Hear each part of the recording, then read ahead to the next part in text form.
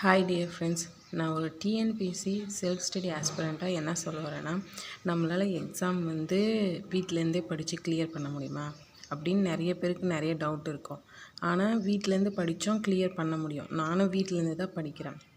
அதுக்கு நம்ம ஃபஸ்ட்டு எப்படி படிக்கணும்னா, நம்ம இவ்வளோ இருக்கே இது ஃபுல்லாக நம்ம படித்து முடிக்க முடியுமா அப்படின்னு நம்ம நினைக்கக்கூடாது. அதில் எது நிறைய கொஷின்ஸ் கேட்குறாங்க அப்படின்னு பார்க்கணும்.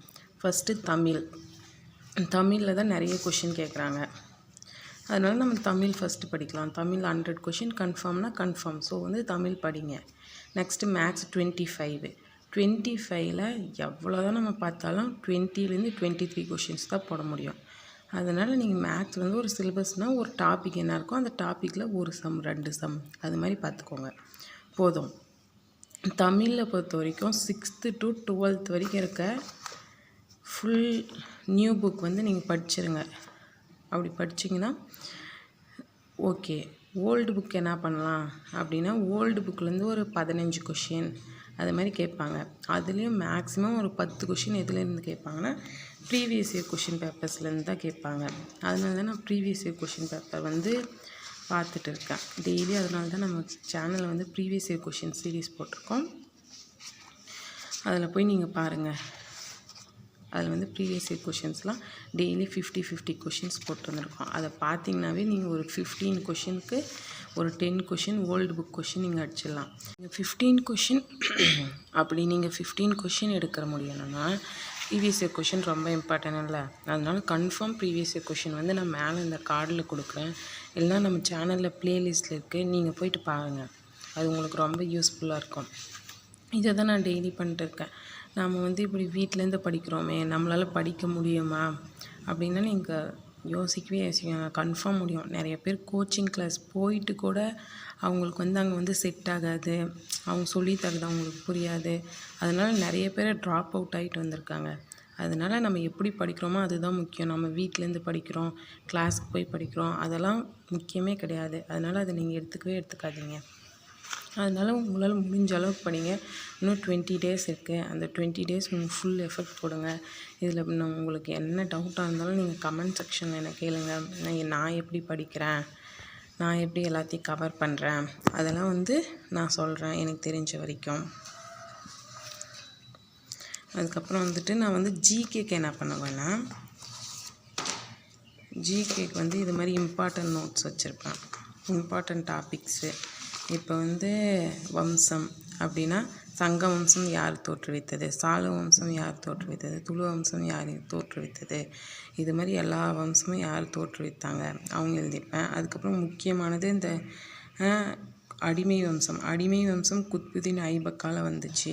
அதுக்கப்புறம் 5 வம்சம் இருக்குது, அது யார் தோற்றுவித்தாங்க. கில்ஜி மரபு, துக்ளக் வம்சம், சையது மரபு, லோடி வம்சம், சூர் வம்சம், இது மாதிரி எழுதி வச்சுருப்பேன். இதை இங்கே பாருங்கள்.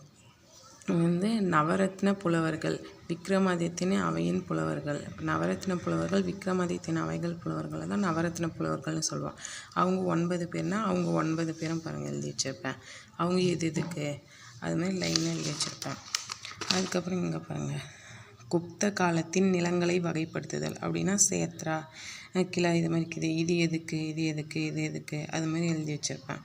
அது மாதிரி இங்கே தீப்பறவைகள்னால் எதுக்கு, சேவைத்துறை எது, தீப்பறையில் 3 வடிவம் இருக்குது, அது எது, கிரானைட், பசால்ட், அது மாதிரி.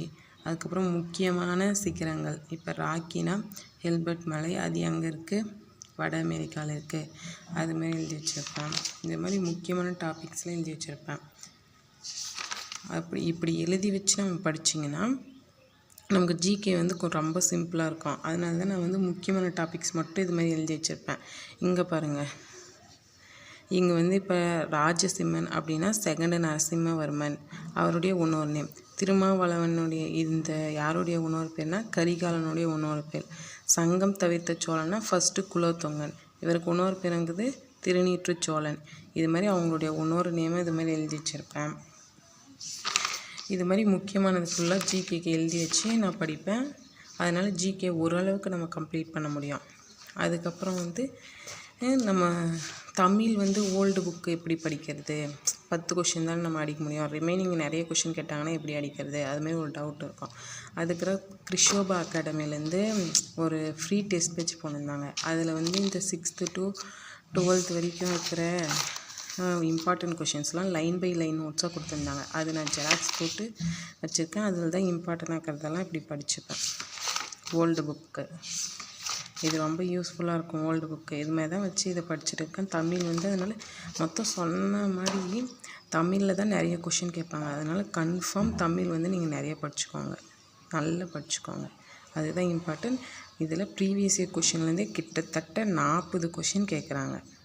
கிட்டத்தட்ட 40 கொஷின் கேட்குறாங்க. அதனால் ப்ரீவியஸ் இயர் கொஷின் ரொம்ப இம்பார்ட்டன்ட். அதனால தான் நம்ம சேனலில் ப்ரீவியஸ் இயர் கொஷின் சீரீஸ் போட்டிருக்கோம். அதை கன்ஃபார்ம் போயிட்டு பாருங்கள். அப்போ தான் உங்களுக்கு வந்து எத்தனை கொஷின் நீங்கள் அந்த கொஷின்லேயே பாருங்கள். ஒரு கொஷினில் இந்த கொஷினில் வந்த கொஷின் அடுத்த கொஷினில் நிறைய கொஷின் வரும் அடுத்த கொஷின் பேப்பரில். அதை வச்சு நீங்கள் தெரிஞ்சுக்கலாம் எத்தனை கொஷின் பேப்பர் தராங்கன்னு. இதே தமிழில் எப்படி படிக்கணும்னா, தமிழில் எல்லாமே ஃபுல்லாக படிக்கணுமா லைன் பை லைனாக அப்படின்னா இப்போ வந்து லைன் பை லைனாக படிக்க முடியாது. அதனால் இப்போ நம்ம என்ன பண்ணோம்னா இந்த 20 டேஸில் இது மாதிரி இந்த நூலாசிரியம், இது மாதிரி இந்த பாக்ஸில் இருக்கிறது, இந்த சைடு இந்த மாதிரி பாக்ஸில் இருக்கிறது, இந்த மாதிரி பாக்ஸில் இருக்கிறது மட்டும் நம்ம படித்தா போதும். அது மட்டும் தான் நம்ம படிக்க முடியும் இப்போதைக்கு. நீங்கள் ஏற்கனவே படிச்சுன்னு இருந்தீங்கன்னா ரிவைஸ் பண்ணுறதுக்கு சரியாக போகும். நியூவாக படிக்கணும்னா இது மாதிரி பாக்ஸில் இருக்கிறது, அதுக்கப்புறம் இந்த புக் பின்னாடி இருக்கிறது, இது மாதிரி படிங்க. அதுக்கப்புறம் இலக்கணம்லாம் பார்த்து வச்சுக்கோங்க. இலக்கணத்தில் தான் நிறைய கொஷின் கேட்பாங்க. அதனால இலக்கணம் வந்து பார்த்து வச்சுக்கோங்க. திருக்குறள் வந்து முக்கியம். திருக்குறள் வந்து நல்லா படிச்சுக்கோங்க. ஏன்னா திருக்குறள் வந்து யூனிட் 8லேயும் வரும், இதுலேயும் வரும். அதனால் அதை படிச்சுக்கோங்க. அதுக்கப்புறம் வந்து இந்த பின்னாடி வந்து இலக்கண குறிப்புலாம் எதுலேருந்து மேக்ஸிமம் கேட்பாங்கன்னா இந்த மாதிரி புக்கு இதுக்கு கீழே அங்கே ஒரு இலக்கண குறிப்பு இருக்கும். இந்த இலக்கண குறிப்புலேருந்து தான் நிறைய கொஷின் கேட்பாங்க. நாம் என்னடா புதுசாக இருக்குது, இதெல்லாம் நமக்கு தெரியவே இல்லையே அப்படின்னு யோசிப்போம். ஆனால் இது மாதிரி புக் பேக்கில் இருந்த கொஷின் தான் கேட்பாங்க. அதனால் அதெல்லாம் நல்லா பார்த்து வச்சுக்கோங்க. அதுக்கப்புறம் இது மாதிரி இங்கே புக் பேக் கொஷின்ஸ் இருக்கும் இலக்கணத்துக்கு அடுத்து, அதெல்லாம் நல்லா பார்த்து வச்சுக்கோங்க. அதுக்கப்புறம் அந்த நடுவுலேயே வந்து ஒரு சில புலவர்கள் பற்றிலாம் கொடுத்துருப்பாங்க. இப்போ அங்கே பாருங்கள், இது வந்து மொழியை ஆல்பம் கொடுத்துருப்பாங்க. இதெல்லாம் சும்மா நம்ம விட்டு போயிடுவோம். ஆனால் இங்கே பாருங்கள், ஆறுமுக நாவலர்னு கொடுத்துருக்காங்களா, இவர் தான் என்னான்னு சொல்லுவாங்க, வசன நடை கை வந்த வள்ளலார் அப்படின்னு சொல்கிறாங்க. இது வந்து ஒரு ப்ரீவியஸ் இயர் கொஷின். நம்ம என்ன பண்ணுவோம், இதெல்லாம் புக்கு பின்னாடி இருக்குது, இதெல்லாம் பார்க்க தேவையில்ல அப்படின்னு சொல்லிட்டு போயிடுவோம். ஆனால் மேக்ஸிமம் கொஷின் இது மாதிரி புக்கு பின்னாடி இருக்கிறதுலேருந்து தான் கேட்குறாங்க. இந்த கொஷின் வந்து கேட்டிருக்காங்க, அதெல்லாம் நல்லா பார்த்துக்கோங்க. அதுக்கப்புறம் இந்த கொஷின் கூட கேட்குறாங்க, பெர்சிவல் பாரதியால் விவிலியத்தை தமிழில் மொழிபெயர்க்க யார் உதவினார்கள். ஏன் நீங்கள் வீட்டிலேருந்து படிக்கும்போது உங்கள் வீட்டில் இருக்கவங்களே கூட சொல்லுவாங்க, நீங்கள் எந்த வேலையுமே செய்யறதில்ல, இதெல்லாம் உன்னால் முடியுமா அப்படின்னு நமக்கு சப்போர்ட் பண்ணாமல் கூட இருப்பாங்க. நிறைய பசங்க வேலைக்கு போயிட்டு படிப்பீங்க.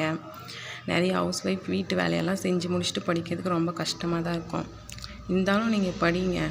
ஏன்னா அதே ஃபுல் டைமாக இருந்து படிக்கிறவங்கள விட நீங்கள் கிடைக்கிற டைமில் படிக்கிறீங்கள, உங்களுக்கு தான் அது மேலே ரொம்ப ஆர்வம் இருக்கும்.